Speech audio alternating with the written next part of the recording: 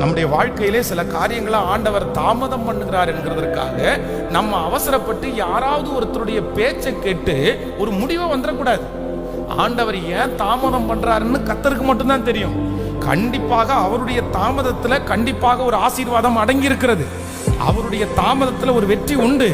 அவர் தாமதம் பண்ணினாலும் உங்களுக்கு நேர்த்தியாய் பெஸ்டாய் அவர் சொன்னதை செய்யும் அளவும் உங்களை கர்த்தர் கைவிடுவதே இல்லை.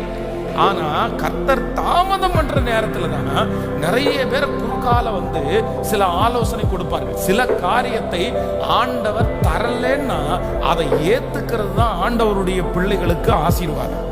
ஆண்டவர் தாமதம் பண்ணுகிற இல்லைன்னா ஆண்டவர் கொடுக்கவே வேண்டான்னு நினைக்கிற ஒன்றுக்காக நீங்க ரொம்ப பிரயாசம் எடுத்து அதை பெற்றுக்கொண்டீங்கன்னா கூட கடைசியில உங்களுக்கு அது எப்படிதான் முடியும் அப்படின்னு சொன்னா உங்களுக்கு வருத்தமாய் தான் அது முடியும். அதனால